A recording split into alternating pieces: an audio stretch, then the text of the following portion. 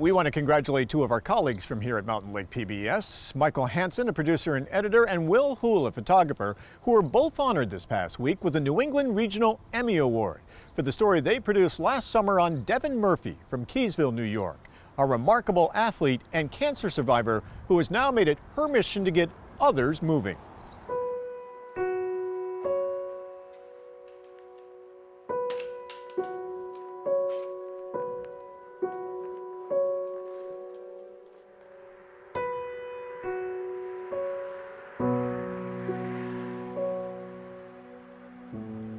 I hadn't ridden a bike since I was 11.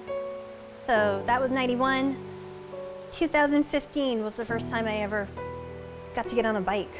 And it all comes back to you. It's like the wind in your hair and just that feeling of flying almost. I guess that's the best way to put it. It was just totally opened up new doors. I Am Able is the nonprofit organization based out of Wyoming, Pennsylvania, and their whole purpose is to help people get up and move, specifically people with disabilities. It's where I got my first hand cycle from, and it's pretty much totally changed my life. I'm gonna take it off. The biggest question I always get is, why are you on crutches? So that usually how a conversation will start. I had bone cancer when I was 11. I had biopsy up in Plattsburgh, and a few hours later the doctor came in and he said to my mom, "I'm so sorry. Your daughter has cancer. She has about 6 weeks to live." Luckily, my parents were like, "No, this isn't okay," and we went to Boston, to Mass General, where technology was a lot more advanced, and they said, "No, you were misdiagnosed. You're not fatal. You're not terminal yet. We can do chemo, we can do surgery, we can put you in a clinical trial, and we'll go from there." I spent 3 months of my life 100% totally immobile. I had what was called an allograft procedure. They took my hip bone, hip joint, femur out, replaced the femur with donor tissue, a donor bone, and just fused my hip. And that is how I became me.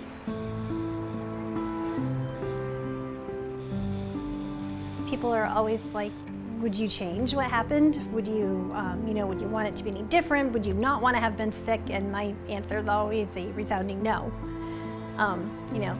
That made me who I am today, and I'm okay with that.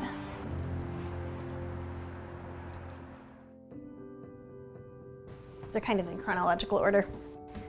This is the one that started it all. I don't know if you're familiar with it, but the Rock Eater in Plattsburgh, it's a small obstacle course race.